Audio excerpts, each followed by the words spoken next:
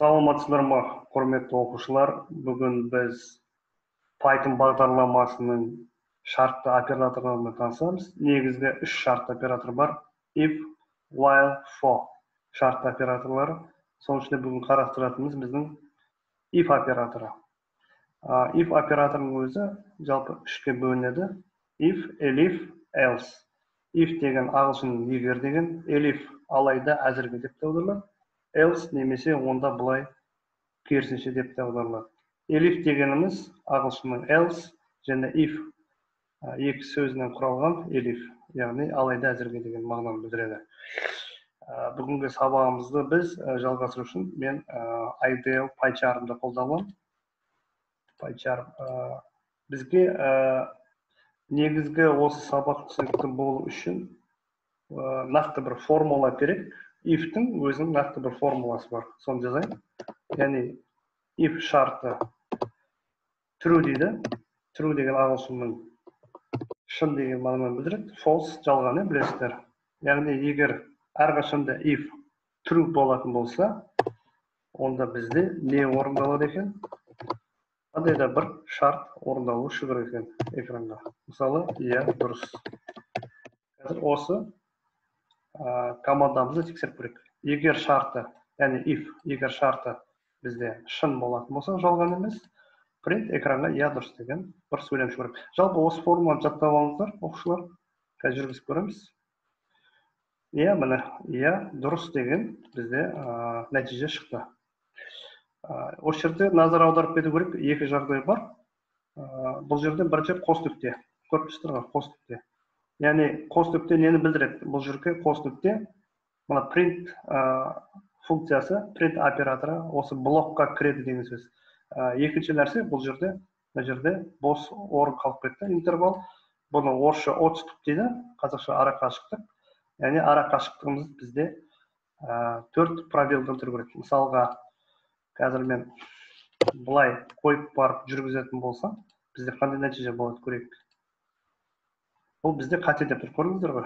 Сол қате болмас үшін Python бағдарламасы отступтармен жұмыс жасайды. Отступ, орысша отступ, қазақша арақашықтық. Яғни отступ қазір 4 интервалдан тұрады. 4 рет пробел басамыз. 1, 2, 3, 4. Қазір қайтадан жүргізіп көрейік. Мына қайтадан нәтиже дұрыс болды.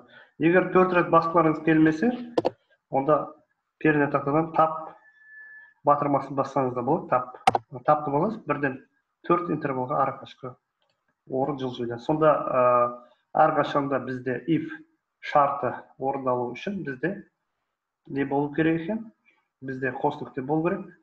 Ол жалған болмау керек, ол шын болу керек. Және бізде print операторы әрқашанда 4 интервал арақашықтықтан тұру керек екеніне осы формуланы жаттап алыңыздар.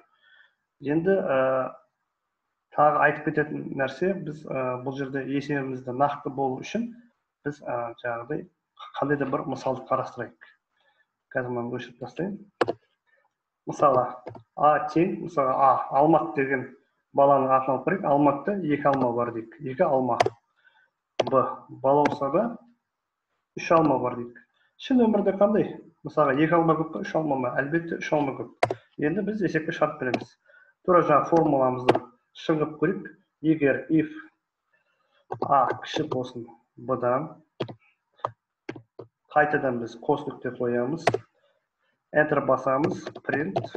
Қарап отырсаңыздар, бізде не? Арақашықтық 4 қалды. Көрдіңіздер ме? 4 арақашықтық қалды. Print. Және біз сөйлем жазамыз. Иә, дұрыс. Қазір осыны тексеріп көрейік осы шартымызды. Run. Біз иә, дұрыс деген нәтижеге келдік.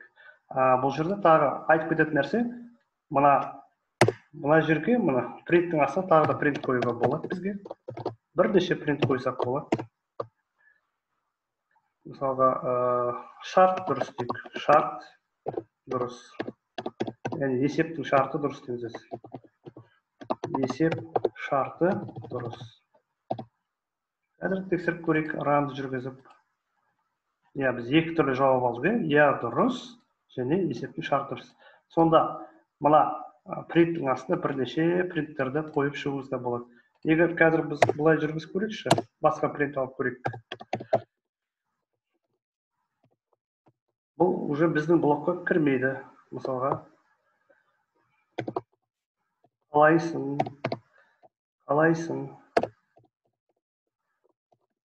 рахмет.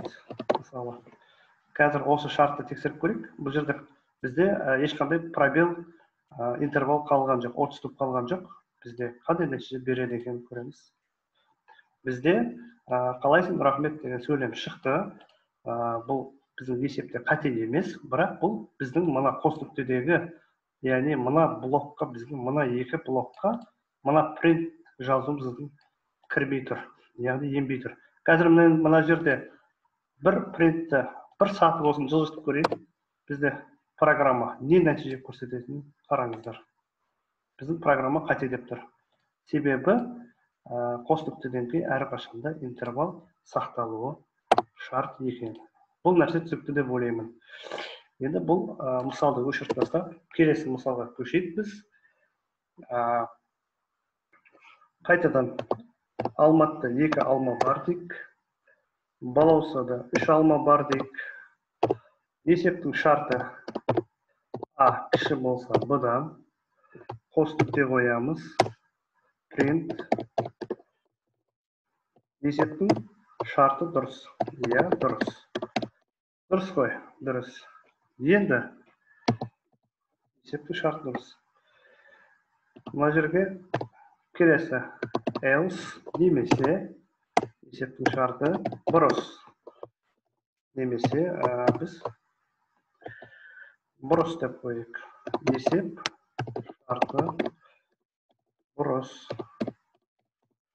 Қазір тексеріп көрейік есебімізді.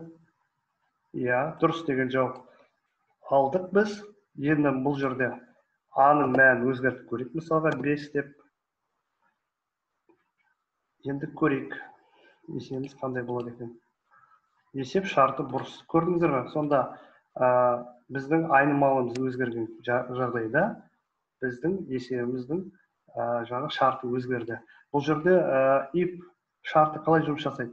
Әрқашанда бірінші мына блок тексеріледі. Компиляцияға берген кезде.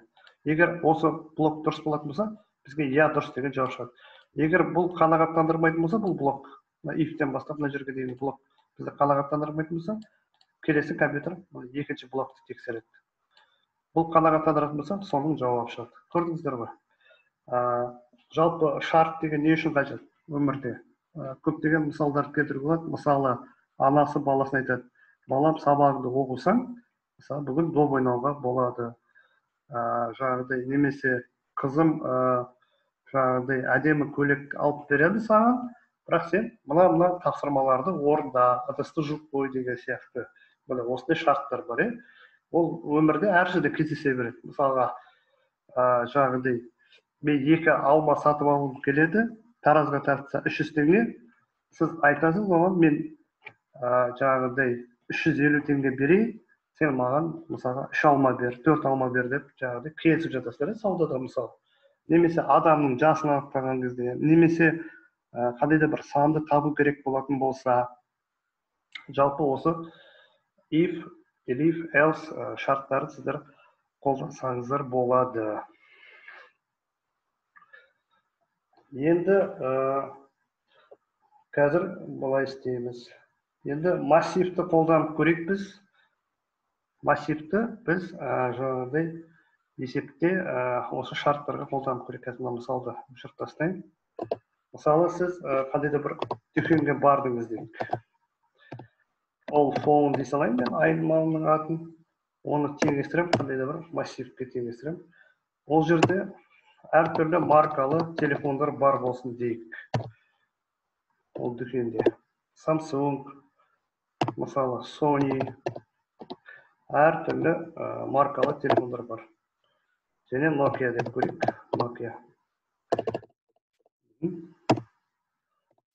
Nokia. Және де осы жерде басқа да телефондар бар дейік. Oze, ағылшынша Oze дейміз ғой. Oze phone дей салайық. Біздің айнымалымыздың атын. Бұл жерде де массив бар. Бұл жерде енді басқа маркалы телефондар бар деп ойлайық. Redmi мысалы. Массивте әрқашанда үтір арқылы жұмыс жасау керек болдар. Және осындай тырнақша арқылы. Мысалы iPhone телефоны бар болады болсын.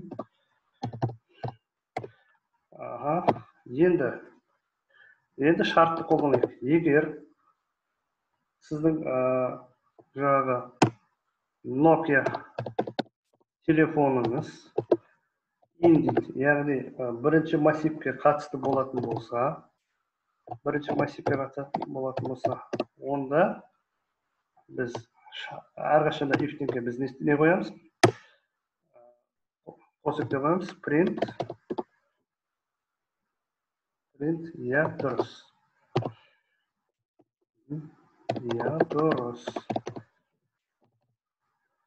Немесе керісінше print бізде бұл жерде Nokia телефон жоқ, қате дейік. Немесе қате. Nokia телефон жоқ. Қате деген берейік. Енді біз компиляцияға жіберіп көрейік, біз қандай алар екенбіз жауап. Я дұрыс дейді. Яғни егер Nokia телефоны мына сіздің магазиндегі телефондардың ішінде бар болатын болса, онда біз я дұрыс деген нәтиже алдық. Керісінше біз Nokia телефон жоқ деп айтар едік. Егер мына жерде біз өзгертетін болсақ, қазір біз басқа бір телефон, мысалға jQuery дейсілейік, телефоны бар болатын болса, компиляция беріп көреміз. Nokia телефоны бұл жерде, Nokia телефоны бұл дүкенде жоқ екен. Көрдіңіздер ғой? Орын ауысып кетті. Nokia телефоны бұл дүкенде жоқ. Сонда байқап отырсаңыздар, массивте біз жаңағыдай if операторын, жаңағы шарт операторын қолдандық. Бұл жерде бұл бірінші не істеді? Бірінші мына шартты тексеріп шықты. Дұрыс болатын болса, ол мына дұрыс деген жауап шығарды. Егер қате болатын болса, жаңағы екінші мәнді шығарды бізде. Көрдіңіздер ғой. Енді elif операторын қолданып арқылы тағы бір есеп қарастырайық. Бұны өшіріп тастай салайық біз. Мысалда қандай да бір айнымалыны алып қарайық. А тең 7-ге тең, Б тең 8-ге тең. Осындай бір екі сан болады болсын. Егер А кіші болса Б-дан, білеміз, ол бізге дұрыс мәнді көрсетеді. Мысалы, А кіші Б-дан дей салайық. Енді elif операторда сіздер әрқашанда айнымалыларды екі теңмен теңестіруге шартсыздар. Ол формуласы деп атасам болады. Print бізде қазір А тең Б-ға. Және керісінше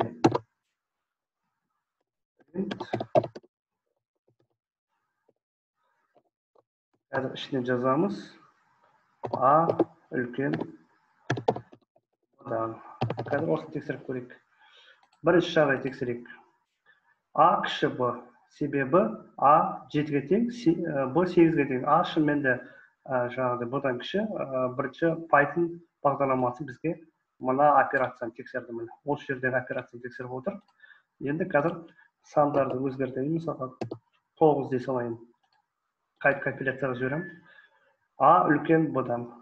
А үлкен Б-дан шынымен де А санымыз біздің Б-дан үлкен, сондықтан мына осы нәтижені көрсетті. Бұл жерде Python бағдарламасы мына блокты тексерді, ол қате. Қате болған кейін екінші блокты тексерді, ол да қате. Үшінші блок тексерген кезде ол дұрыс болып шықты. Енді екі санды теңестіріп көрейік. А тең Б-ға. Көрдіңіздер ғой? Енді бұл жерде Python бағдарламасы мына блоктың қате екенін түсінді, және үшінші блоктың қате екенін түсінді. Ортадағы блоктың дұрыс екендігін түсініп отыр.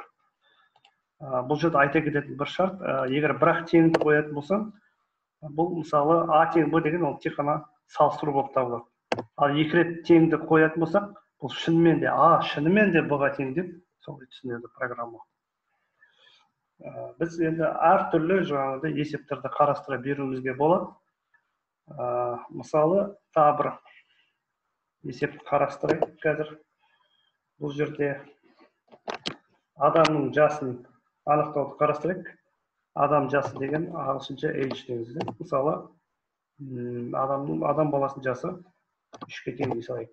3-ке тең. Егер жасы кіші немесе тең 6 болса, онда қазір кешіріңіздер, мына жерде қосып деп болады. Print сен әлі нәрестесің. Сен әлі нәрестесің. Арған қарай. Енді шарт. Бізде elif. Егер адамның жасы үлкен 6-дан және біз and операторын қолдансақ та болады. Және деген аударылады. Және кіші 14-тен болсын. Онда print сен әлі жас баласың. Сен әлі жас баласың. Немесе ары қарай жалғастырамыз. Elif адамның жасы үлкен немесе тең 14 және адамның жасы кіші 20 болсын. Postүктен онда print дейміз. Сен жас жеткіншексің. Жеткіншек. Немесе керісінше print сен кәрі адамсың. Сен кәрі адамсың. Қазір осы компиляцияны тексеріп көрейік. Егер бұл жерде қазір енді қалай жұмыс жасайды екен, if шарты. Бірінші бұл жерде 3 саны тұр. Қазір көрейік. Сен әлі нәрестесің дейді. Яғни бұл жерде қазір санды ауыстырып көреміз. Мысалы 15 деп көрейік. Сен жас жеткіншексің. Дұрыс. Енді мысалы 10 деп көрейік. Сен әлі жас баласың. Міне көріп отырсыздар, нәтижесін алып отырмыз. Енді бұл жерде үлкен кісіні көрейік. Мысалы 70. Сен кәрі адамсың. Жалпы бүгінгі if, elif, else шарты операторларымен жұмыс жасау сіздерге түсінікті деп ойлаймын, оқушылар. Біздің каналымызға подписаться етуді ұмытпаңыздар. Толық көруді әлі бұл сабақ жалғасын табады. Зейін қойып тыңдағандарыңызға рахмет. Сау саламатта болыңыздар. Комментарий жазыңыздар, түсінбесеңіздер.